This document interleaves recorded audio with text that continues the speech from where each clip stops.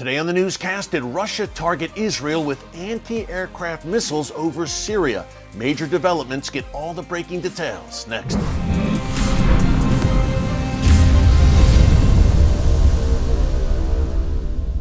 Hey folks, Erick Stakelbeck here. Welcome to the Watchman Newscast. We've got a major update on that Israeli air raid in Syria on Friday night, May 13th, and it involves Russia.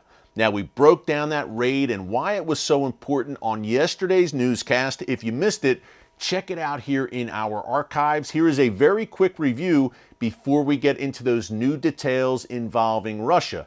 Friday night, May 13th, as I mentioned, Israeli fighter jets targeted underground sites in northwestern Syria in an area known as Masyaf. Now, the Iranian regime, militias loyal to it, in tandem with the Assad regime in Syria, operates these underground sites. Apparently, the sites that were completely destroyed were leading into tunnels, and who knows where those tunnels were leading, perhaps into a chemical research lab. An organization or a company in Israel called ImageSat International provided the satellite images showing that these underground sites, again, were completely destroyed by Israeli fighter jets. But that's not all. The Syrian military was there and they fired anti-aircraft missiles at Israeli fighter jets. They missed, which is pretty much the MO of the Syrian military over the past several years, as Israel has carried out hundreds of airstrikes against Iranian and Hezbollah assets in that country. So we knew, as we posted yesterday's newscast here on the channel, that the Syrian military fired at Israeli fighter jets during that raid. This is nothing new. But a new wrinkle, a very important new wrinkle, emerged after we posted yesterday's newscast. In what could be a massive and very troubling development, Israel's Channel 13 TV network reported yesterday that Russia also opened fire against Israeli fighter jets last Friday night during the tail end of that air raid. Now, Channel 13 reports that the S-300 anti-aircraft missile system was used against those Israeli fighter jets. Why is that significant? Well, Russia has provided the Assad regime in Syria with that system, but only Russian forces are permitted to fire it. Assad soldiers cannot put their hands on that S-300 anti-aircraft missile system. Only Russian forces may operate that system. That means that if Channel 13, what they reported, is correct, and that S-300 anti-aircraft missiles were indeed fired at Israeli fighter jets, that means Russian forces were manning those systems and firing the missiles. Now, they apparently could not lock, according to Channel 13's report, they were not able to lock on or lock into those Israeli fighter jets, thankfully.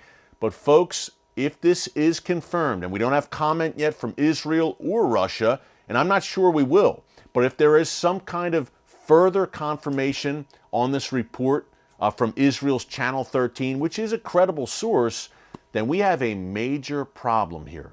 We've been documenting here in the newscast time and time again over the past few months how the relationship between Israel and Russia is unraveling before our eyes. Now, things started to go south, of course, in a major way when Russia invaded Ukraine back in late February.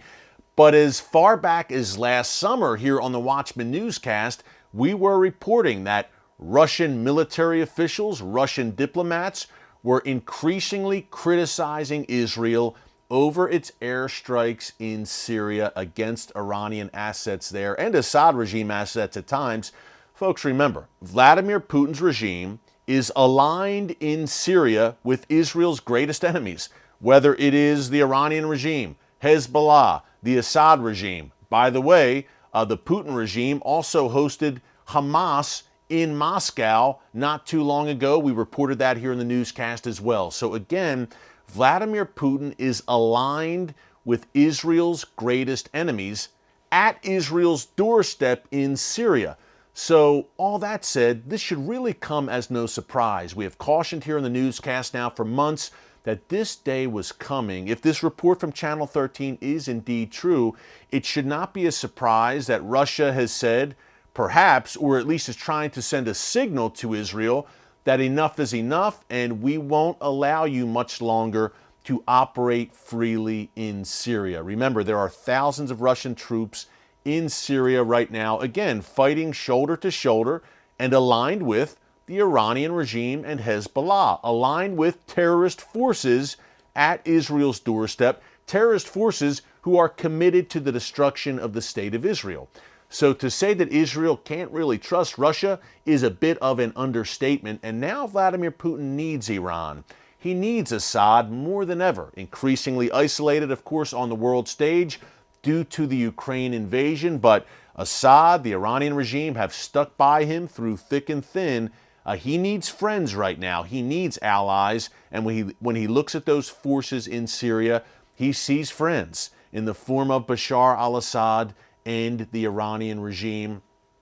Add to that the tensions surrounding not only Syria, but Jerusalem, where Russia has demanded control of a church in Jerusalem's old city, to the comments by Russia's foreign minister, a man very close to Vladimir Putin, Sergei Lavrov, a few weeks ago, who said Adolf Hitler was Jewish and the worst anti-Semites are Jews, made some very, very repugnant comments, and there was more to it coming out of his foreign ministry. Now, Israel says that Vladimir Putin apologized for those comments in a phone call with Israeli Prime Minister Naftali Bennett, but the Kremlin denied that Putin apologized. This all adds up to a very, very tense situation, and then you have what we had reportedly last Friday night, May 13th. Where do things go from here? And we'll get into the prophetic implications in a second. Where do things go from here?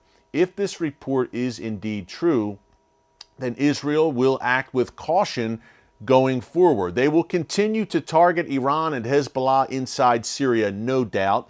Israel cannot allow the Iranian regime to use Syria as a transit point to ship advanced weapons into the hands of Hezbollah in southern Lebanon, in particular those precision-guided missiles, PGMs for short, that we've talked so much about here on the newscast. The Israeli military considers, obviously next to Iran's nuclear weapons program, the PGM threat perhaps the greatest threat facing the Jewish state today. So they're not going to allow Iran to send those weapons through Syria into the hands of Hezbollah, number one. And number two, they're not going to allow Iran to continue its drive to Israel's border along the Golan Heights. It's not happening. It's a red line that Israel will not allow Iran to cross. Are we at that moment where Vladimir Putin, egged on, no doubt, by his good friends in Tehran and Damascus, is saying, Israel, no more? Were these almost warning shots last Friday night that were fired by those S-300 anti-aircraft systems against Israel, saying, we're losing patience, enough is enough? If and when that happens, and I believe a day is coming when that will eventually happen, even though when I speak to Israeli officials, both current and former, they say, look, we've got an agreement with Russia. We have an understanding. They call it the deconfliction mechanism. There's an understanding here that Russia doesn't get in our way, and we give them a heads up before we strike in Syria. But as tensions increase between Russia and Israel on a variety of fronts, those days could be dwindling. And Israel will, again, I mentioned it's a red line. The PGMs, the Iranian presence at Israel's doorstep. Israel will find, no doubt, other ways to get around Russia and still strike at Iran in Syria, because it is an existential threat that Israel cannot live with. What does this all mean prophetically? I mentioned that at the top. Well, of course, the war of Gog and Magog, which is laid out by the prophet Ezekiel, chapters 38 and 39 in the book of Ezekiel, is very clear that a day is coming where I believe we will see a great betrayal by Russia against Israel. Will Vladimir Putin be at the helm of Russia at that time? We don't know. His health apparently right now is not doing very well. He's almost 70 years old. If Russia continues to flounder in their campaign in Ukraine, he's weakened in that regard. So will Putin be at the helm? Perhaps. Perhaps it's someone after him. But I believe that although Israel and Russia have maintained pretty good relations over the past few decades, that a day is coming where there will be a betrayal, and Russia will lead that latter days. Ezekiel calls it a latter days confederation against Israel. Iran will be part of that confederation. No surprise there, considering the geopolitical situation right now in the Middle East, where Russia and Iran are closely aligned. I believe there is a very good chance Turkey will also be a part of this alliance. Sounds very scary, and it is, but here's the good news. Ezekiel is very clear, and God speaking through Ezekiel is very clear that this latter days invasion force meets its end on the mountains of Israel when God directly intervenes in the affairs of men publicly for the whole world to see in a way that he hasn't in 2,000 years. It will be undeniable that this is the hand of God that defeats and completely decimates this invasion force that comes against his land in the latter days. Will people deny that it was God? Yes, they will. But to anyone with faith and with common sense, they will see this indeed was the Lord God Almighty who won the victory for Israel. So that day is coming. Are we seeing the initial stages of it? Are the seeds being planted? I believe they very well may be. I'm not saying this is coming tomorrow or next week. Maybe it's 10 years from now, 5 years, 15 years. Only God knows. But I am saying that a day is coming where this Ezekiel war will come to pass.